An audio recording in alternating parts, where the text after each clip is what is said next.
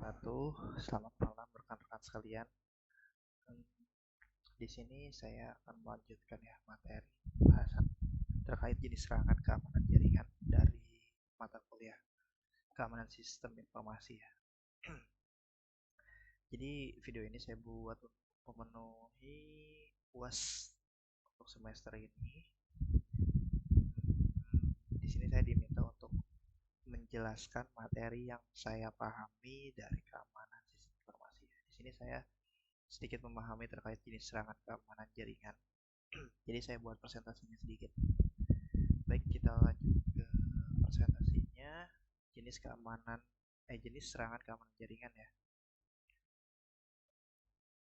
Oke, di sini ada yang dinamakan serangan logik.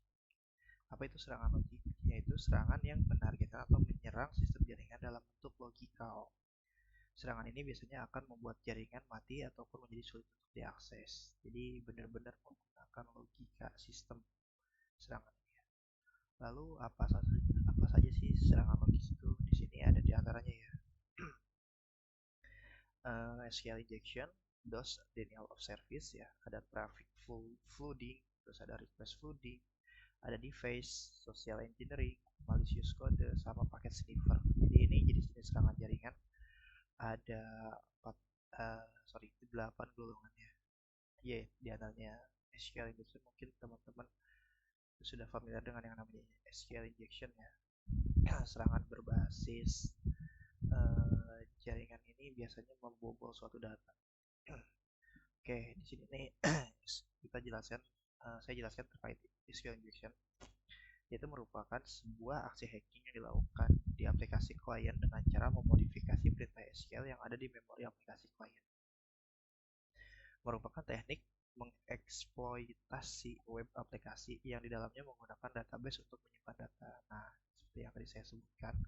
Jadi, SQL injection ini menyerang suatu database dalam penyimpan data. Penyebab ini terjadi kenapa? Tidak adanya penanganan terhadap karakter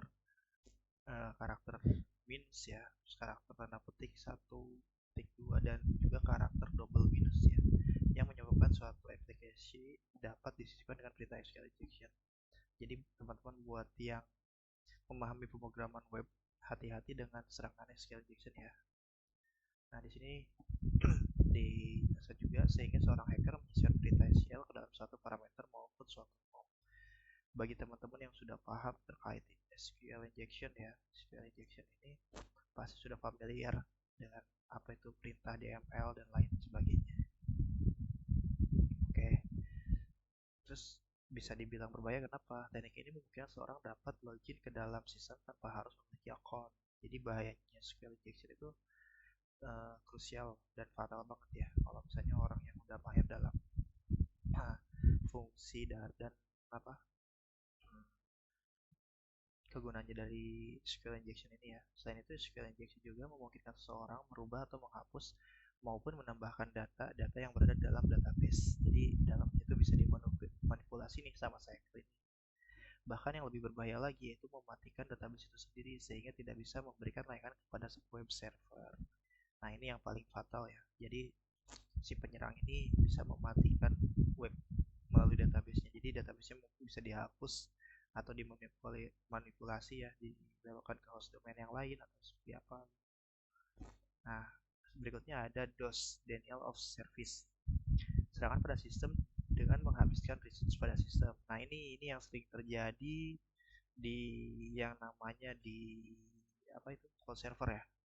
Serangan banyak sekali tuh cloud server. Nah, biasanya seorang hacking ya, memahami jenis serangan ini ya, dan server dia akan menghabiskan resource yang ada di cloud servernya.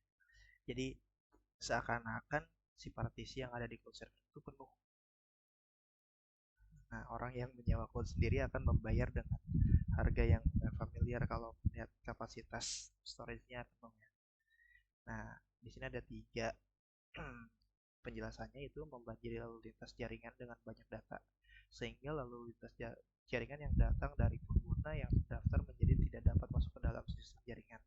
Teknik ini disebut sebagai traffic flooding. Nah, ini jadi dia akan mengirimkan paket data yang sangat banyak, bisa sampai bergiga-giga. Bahkan kapan kapan lalu di tempat saya bekerja juga terjadi ya, beberapa minggu yang lalu. Itu cloud server saya sempat dibobol dan kapasitas traffic flow datanya mencapai 4 GB. Terus kemudian yang kedua ini membanjiri jaringan dengan banyak request terhadap sebuah layanan jaringan yang disediakan oleh sebuah host, sehingga request yang datang dari pengguna terdaftar tidak dapat dilayani oleh layanan tersebut. Teknik ini disebut sebagai request flooding. Nah, ini ada request flooding juga. Kemudian yang terakhir, mengganggu komunikasi antara sebuah host dan kliennya yang terdaftar dengan menggunakan banyak cara, termasuk dengan mengubah informasi konfigurasi sistem atau bahkan perusakan fisik terhadap komponen dan server. Target serangan DDoS bisa ditujukan ke berbagai bagian jaringan, bisa ke routing device, web, electronic mail, atau server domain name system. Nah, ini kan server domain name system ya, sial banget ya. Jadi benar-benar menyerang servernya langsung. Kinerja jaringan menurun, buka file atau mengakses situs menjadi lebih lambat, fitur-fitur tertentu pada sebuah website hilang, website sama sekali tidak bisa diakses, fatal banget ya. Peningkatan jumlah email spam yang cuma sangat dramatis. Tipe DOS yang ini sering diistilahkan dengan mail bomb. Ini sering terjadi kayak mail delivery system kalau misalnya di email ya. Yang teman-teman yang biasa pakai Zimbra. Saya sendiri sih di tempat saya bekerja saya menggunakan Zimbra. Kita sering terkena yang namanya mail bomb. Itu orang-orang yang iseng menggunakan spam mail ya. Nah, jadi di sini si hacker ini menggunakan komputer zombie komputer ya.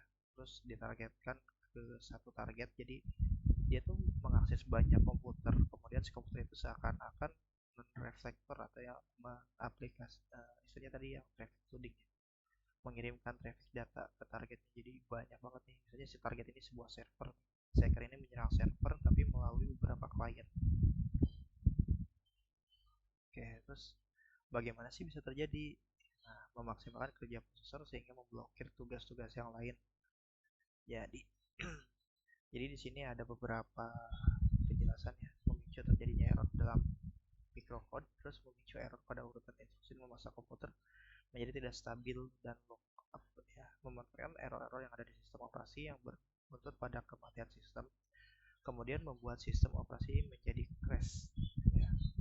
Terus di sini ada memanfaatkan error-error yang ada di sistem operasi yang berbuntut pada kematian sistem. Frame DDoS di dalamnya terdapat sebuah dokumen HTML yang sengaja dibuat untuk mengunjungi halaman web berkilobait tinggi dengan berulang-ulang hingga melampaui batas bandwidth. Bagaimana tekniknya? Ada 3, ada virus, botnet, atau railgun. Lalu apa itu defense? Defense itu berdasarkan kamus umum berarti merusak, mencemarkan, boleh sih menghapus, tetapi arti kata defense di sini yang sangat lekat adalah sebagai salah satu kegiatan merubah tampilan suatu website, baik halaman utama atau indeks filenya ataupun halaman lain yang masih terkait dalam satu URL dengan website tertentu. Penyebab terjadinya. Nah, ini penyebab terjadinya ada 6 ya. Penggunaan free CMS atau open source tanpa adanya modification. Jadi pakai CMS yang gratis yang sekarang sering terjadi iklan-iklan di website-website ini bakal menyebabkan ancaman yang namanya device ya. Kemudian tidak update-nya source atau tidak menggunakan versi terakhir dari CMS tersebut. Tidak adanya research yang mendalam dan detail mengenai CMS sebelum digunakan dan diimplementasikan. Tidak adanya audit trail atau log yang memberikan informasi lengkap. Terus jarang melakukan pengecekan terhadap security update, memanfaatkan error-error yang ada di sistem yang berturut pada kematian sistem. Nah, ini contoh salah satunya menjebol pnmarcos.id ya. Kemudian bagaimana cara mengatasinya? Nah, ini cara mengatasinya itu mendownload source atau database yang ada di website backup. Ini harus kita lakukan ya sebagai sistem administrator.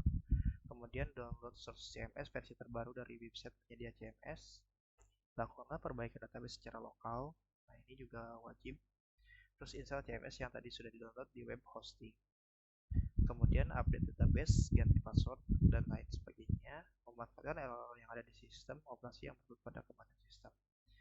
Mencegah terulang kembali. Ya, gimana cara mencegahnya? Salah satunya ini penggunaan firewall, wajib untuk mengikuti perkembangan source dari source website yang digunakan, waspada terhadap backdoor data ya. Terus update pengetahuan tentang security, gunakan plugin yang tepat dan seperlunya saja. Jadi plugin yang kita pasang dalam suatu web hosting atau server domain kita jangan sembarang ya. Jadi gunakan yang seperlunya, yang kita butuhkan saja. Terus lakukan penetration testing terhadap website. Nah, kita harus melakukan testing UIT dalam terhadap website yang sudah kita pasang di suatu domain. Lalu di sini ada yang namanya social engineering. Social engineering merupakan teknik mendapatkan informasi penting dan krusial yang disimpan secara rasial oleh manusia. Nah, terus kelemahannya manusia ya, rasa takut, terus rasa percaya, rasa ingin menolong. Itu 3 kriteria dari kelemahan manusia sendiri. Mengapa bisa demikian? Rasa takut. Jika seseorang pegawai atau karyawan diminta data atau informasi dari atasannya, polisi atau penegak hukum yang lainnya, biasanya yang bersangkutan akan langsung memberikan tanpa merasa suka. Nih, kita perlu yang namanya social engineering ya, karena ada 3 kelemahan ini. Kemudian ada rasa percaya. Jika seseorang individu diminta data atau informasi dari teman, baik rekan sejawat, sanak saudara, atau sekretaris, biasanya yang bersangkutan akan langsung memberikan tanpa harus merasa curiga. Kemudian yang terakhir ada rasa ingin menolong.